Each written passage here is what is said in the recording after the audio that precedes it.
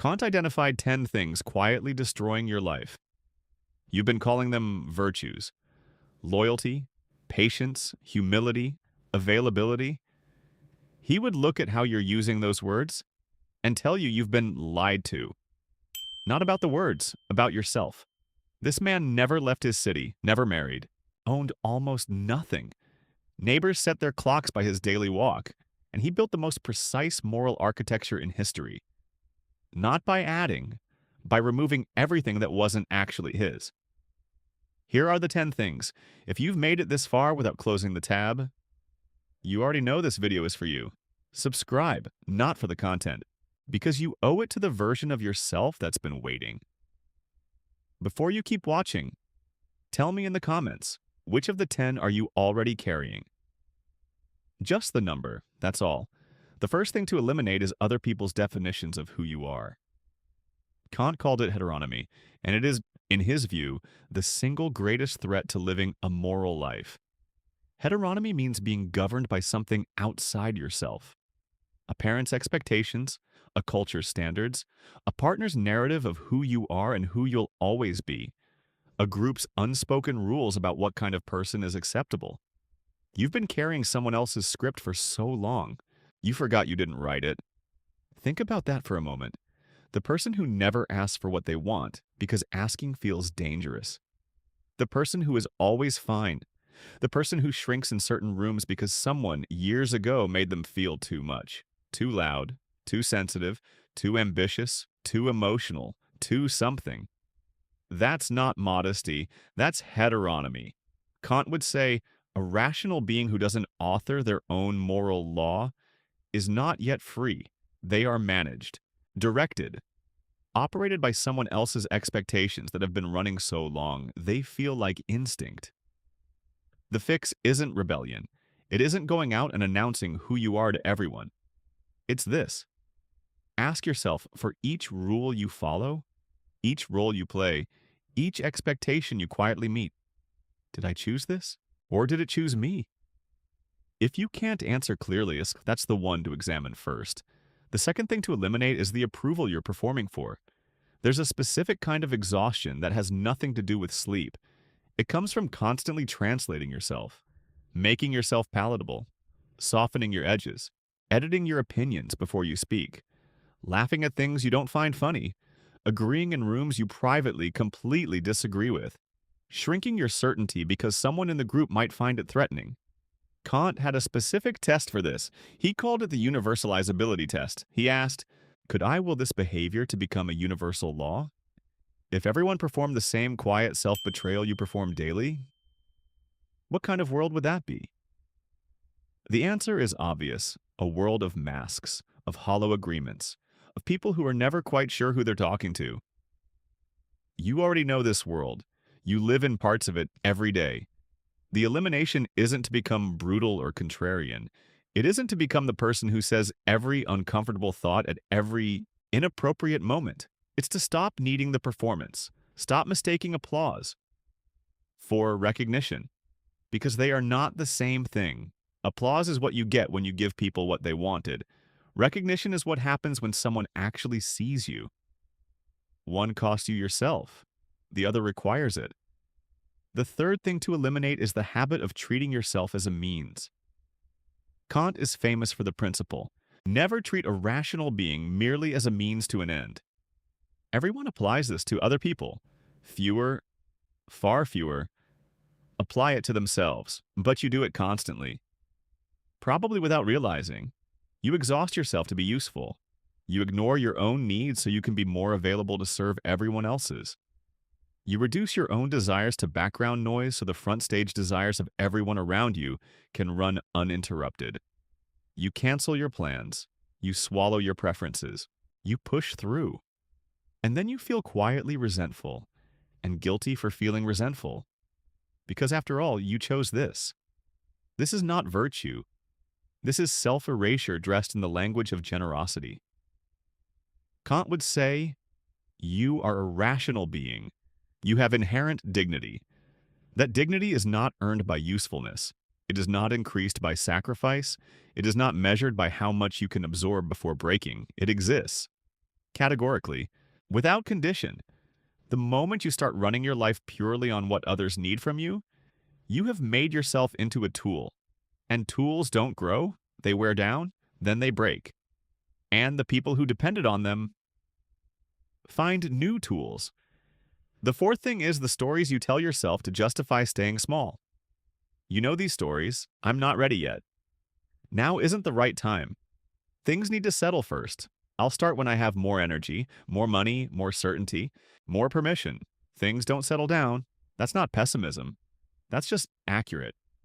Kant spent 15 years as an underpaid private lecturer at the University of Königsberg, 15 years of walking into rooms and teaching for whatever coins his students chose to give him. No salary, no security, no guarantee that any of it would lead anywhere. He had already been turned down for a professorship once. He didn't wait for conditions to improve. He wrote, he thought, he worked. And at 57 years old, with deteriorating health and failing eyesight, he published The Critique of Pure Reason, one of the most important, most difficult, most consequential books in the history of human thought. Written by a man who, by most measures, had already missed his window. The story that it's too late is a comfortable story. Comfortable stories are the ones that cost you the most, because they feel protective. They give you a reason, an explanation, an exit from the discomfort of trying. But Kant would ask, can you will that story to become a universal law? Can you honestly say that if everyone believed it was too late, the world would function better? The story isn't true, it's just easier than the alternative. The fifth thing to eliminate is the confusion between discomfort and danger. Your nervous system doesn't distinguish well between a threat to your survival and a threat to your self-image. To your body, an embarrassing conversation and a car accident activate similar responses. Your heart rate rises. Your thinking narrows. Your instinct says, retreat. Kant would find this telling and dangerous, because if you run every uncomfortable experience through the filter of physical danger, you will never act from reason. You will always act from fear. And action from fear, for Kant, is not moral action. It is instinct wearing the costume of a decision. It is not about becoming fearless. It is about learning to pause between the sensation and the response. To ask in that space, is this actually dangerous? Or is this just new? Most of the time, it is just new. And new is where everything worth having lives. There was a student in Königsberg who came to Kant with a problem he couldn't resolve on his own. He had been offered a position, a good one, that would advance his career considerably, but the position required him to publicly defend a philosophical position he personally believed was false. Not harmful, not dangerous, just false. He had worked through the arguments. He understood both sides. He simply did not believe the position was correct, and he wanted Kant to tell him the compromise was acceptable. He asked, is this not a small thing? One public statement. One professional necessity. Does honesty really demand so much? Kant was quiet for a moment. Then he said, and this is as close to his actual words as we can get. When you act against reason once, you do not simply make a mistake. You establish a precedent for who you are.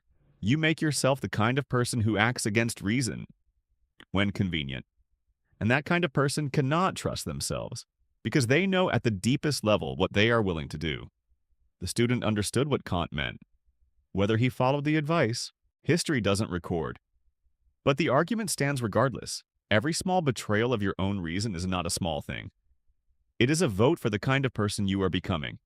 And you cast those votes quietly, daily, in decisions no one else notices. Kant noticed his own.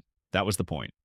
Most people won't finish this video, not because it's too long, because somewhere in the last few minutes, something landed. And landing is uncomfortable. If you're still here, you're not most people. This channel exists for the ones who stay. Subscribe. And prove to yourself that this time, you're not walking away from the uncomfortable thing. The sixth thing to eliminate is the lie of the permanent exception. You know this one deeply, I'll be honest. Just not today. I'll set the boundary. After this situation is over. I'll stop saying yes when I mean no. Once things calm down, I'll leave. Eventually, I'll speak up. When the moment is better, the moment is never better, the situation is never over, and the exception is never actually temporary. Kant's rule is ruthless precisely here. It asks, could this exception become a universal law? If everyone made this same exception in the same circumstances for the same reasons, would anything you care about still hold? Would honesty exist? Would trust? Would relationships build on something real?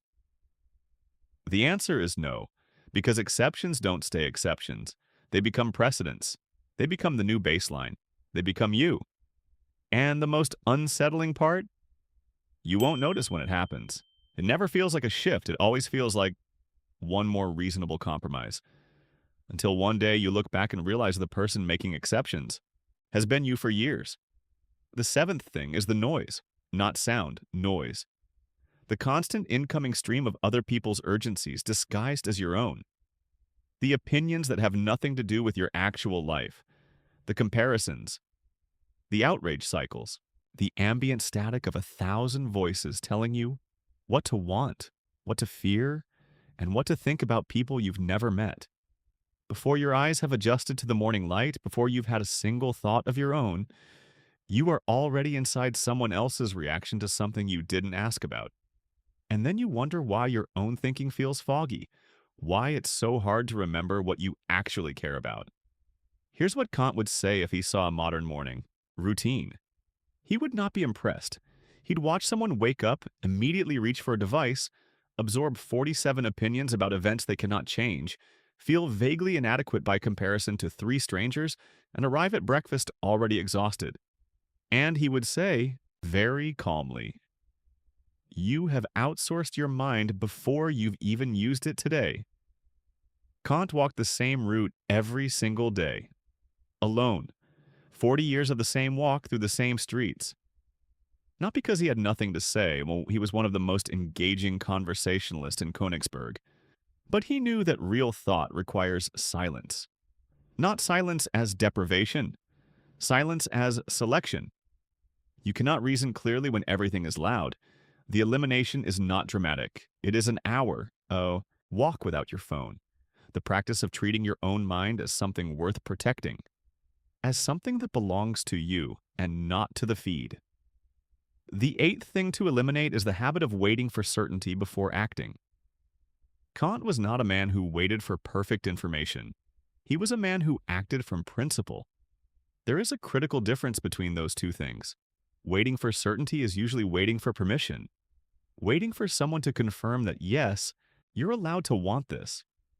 Yes, you're allowed to change. Yes, the risk is acceptable. Yes, you have enough reason to go. But no one is coming with that confirmation. And Kant would say, the very desire for external certainty is a sign that you have not yet learned to trust your own reason. Here's the thing about waiting for the right moment. The right moment has the same address as every other moment you've been waiting through. It lives at the same intersection of not ready yet. And things need to settle first, and I'll start when you've been to that intersection before. You know how long the light stays red there. The elimination is to stop mistaking preparation for stalling. Stop confusing research with reluctance. Stop calling anxiety due diligence. At some point, you already know enough. At some point, the question is not more information. The question is whether you are willing to act on what reason has already told you. The 9th thing to eliminate is the relationship you stay in because leaving feels cruel, not relationships of difficulty. Difficulty is normal, not relationships in repair. Repair is worth the work, the ones where you already know. You already know it isn't right. You already know you have grown in a direction they haven't followed. You already know that staying is a form of slow dishonesty. You're at dinner with them. They're talking. You're nodding. And somewhere in the middle of the conversation, you realize you are not present. You have not been present for months. You are managing, performing, going through the motions of something that ended before you were willing to say it had ended. And here's the part no one says out loud. You are not staying because you love them. You are staying because you cannot tolerate being the one who causes pain. You have made their pain your responsibility. And in doing so, you have made their life about managing your guilt. That is not love. That is two people trapped in the same polite fiction. Kant's formula of humanity states, treat every person as an end in themselves, never merely as a means. Staying in a relationship you've privately ended, out of guilt, out of fear of causing pain, out of not wanting to be the person who leaves, is not kindness. It is using them as a tool for your own emotional comfort. You stay because leaving is hard, and you dress that self-protection in the language of care. The elimination is not cruelty. It is honesty, which is, in Kant's framework, the only form of respect that actually counts. The 10th thing, the most important one. Eliminate the idea that your worth is determined by outcome. Not performance, not results, not success, recognition, or how well you were received. Your worth, Kant argued, comes from one source only: your rational capacity, your ability to reason, to choose, to act from principle rather than from pressure. That capacity is not diminished by failure. It is not increased by success. It exists the moment you exist. You were at a gathering recently. Someone talked about their momentum, their wins, their trajectory, and somewhere in the middle of it, you ran the quiet calculation. Where am I versus where I thought I'd be? The comparison arrived without invitation and sat down at the table like it owned the chair. That comparison is what needs to go. Not the ambition, the comparison, the measuring of yourself against a standard that was never actually yours. Because you are not behind, you are not ahead, you are a rational being navigating a specific life, using the best reason available to you at each given moment. That is the full measure of what Kant asks of you. Not results, not recognition, not legacy, just this. Ask yourself honestly right now, how many decisions this week came from what you actually believe? And how many came from fear of what someone would think? How many things are still in your life not because they belong there, but because removing them would require a conversation you haven't been willing to have? How long have you been waiting for external permission to do the thing that reason already told you to do? The life Kant described is not comfortable. It asks you to be the author of your own law, to act from principle when pressure says to make an exception, to treat yourself as something worth protecting. Not because you've earned it, but because you are a rational being, and rational beings have unconditional worth. Not for applause, not for recognition, because reason demands it. And you, whether you are ready to accept it or not, are a reasoning being. The work is not addition. The work is removal. And if this gave you something real, don't let it disappear into the feed like everything else. Kant would hate the like button, but he'd respect the honesty of using it when something was actually worth your time. Subscribe, because the next video will ask you the same thing this one did, to stay when it gets uncomfortable. The day you stop trying to add things to finally become enough, and start removing the things that were never yours to carry, is not the day you become smaller. It is quiet, deliberate, daily, and it was always yours.